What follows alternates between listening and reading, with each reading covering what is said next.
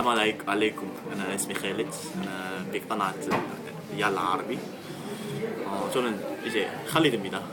오늘 인터뷰를 하러 신촌 카리브 커피 나왔는데, 오늘 인터뷰를 하실 분은 저희 연합중동학교 BJ 학회원이자 지금은 열심히 사회생활을 하고 계신 이은서 씨를 한번 인터뷰를 하려고 합니다.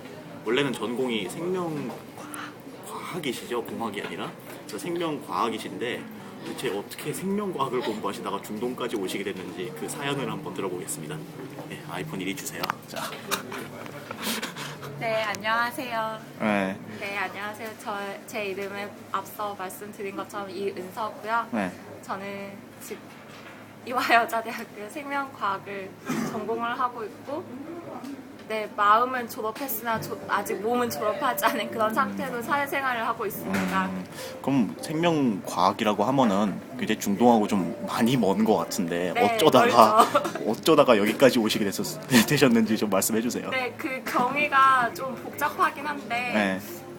제가 2008년 1월에 좀 방황을 하다가 영국에 잠깐 가게 되었어요. 그래서 영국의 헤이스팅스라고 되게 조그만한 도시에서 혼자 방황의 시간을 보내고 있다가 그 바닷가에서 만난 어학연수를 하러 온 중동 친구들에 의해서 그 친구들과 가깝게 지내다 보니까 이제 중동에 대한 제 편견이 좀 많이 깨진 것 같아요. 솔직히 한국 사회에서는 이제 사람들이 아직까지도 9.11 테러 전쟁 이런 것만 생각을 하잖아요. 근데 그때 그렇게 만난 친구들 덕분에 스스로도 그런 편견을 많이 깼었던 것 같고, 그렇게 영국에서 돌아와서 중동과 이슬람을 관련한 수업을 연세대학교에서 들으면서 좀 더 이 나라에 대해서 좀 더 내 친구들이 사는 나라들에 대해서 알고 싶다는 생각을 하게 되면서 관심을 가지게 되었던 것 같아요. 네. 그럼 정확히 1년 전에 다합에서 시사를 하셨던 우리 은서 씨는 네. 그 80일간의 중동 일주를 하지 않았습니까? 예. 정확히 80일이었나요? 네. 그러면 그 80일간의 중동 일주가 어땠는지 네. 한번 말씀해 주실 수 있겠어요? 저는 시간은 80일밖에 안 되지만 처음엔 6개월이었고 100일로 또 줄이고 그러다 80일이 되었지만 좀 더 많은 나라를 접하고 싶었어요. 그래서 아라비아 반도 에미레이트부터 시작해서 이렇게 쭉 올라가서 이집트에서 끝나는 10개국을 갔는데 어떻게 생각하면은 솔직히 한 나라만 한 달을 보게도 뭐 너무 짧다 그런 생각을 할 수 있겠지만, 저는 짧은 시간에 많은 것을 겪어서 막 잠도 자지 않고 먹지도 않고 그렇게 돌아다녔던 생각이 나요. 그래서 사우디아라비아를 꼭 가고 싶었는데 신분이 또 여자이다 보니까 못 갔고요.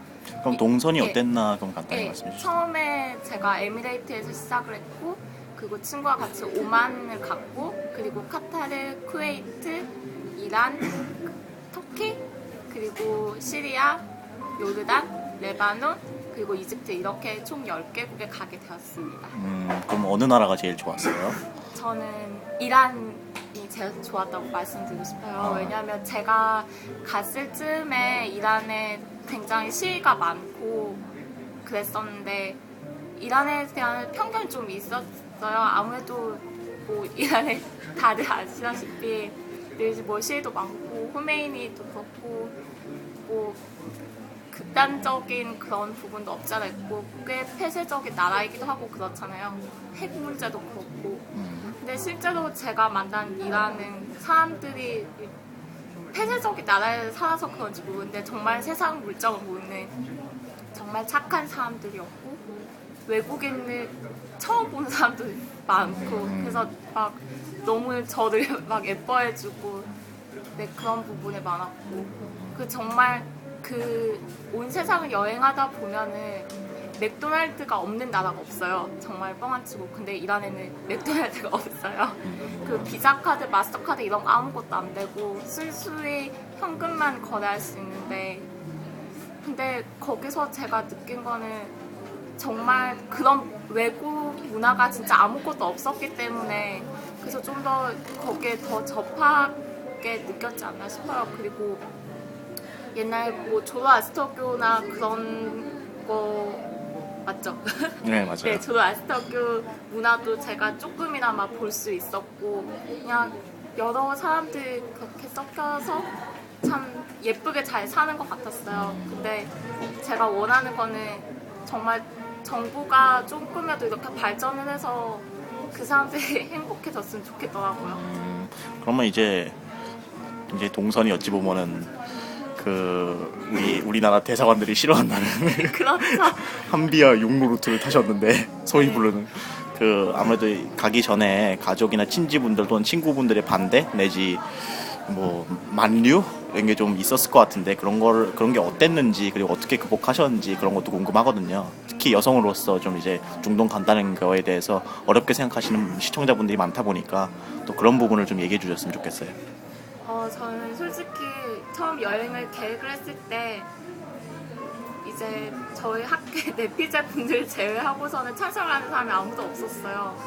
그래서 부모님 몰래 일단 비행기표부터 지르고 그러니까 아무리 말씀을 드려도 안 되니까 아까도 말씀드렸다시피 일단 한국에서 중동이란 나라들은 일단 너무 위험하고 너무 테러에 노출되어 있는 그런 나라라고 인식이 되어 있기 때문에 일단 부모님을 설득하기가 너무 어려웠고요. 그래서 저는 부모님 앞에서 몇 번의 PT도 거쳐서 겨우 설득을 시켜서 가긴 했는데 설득 시간만 3개월이 넘게 걸렸어요. 파워포인트까지 만드셨다고요? 네.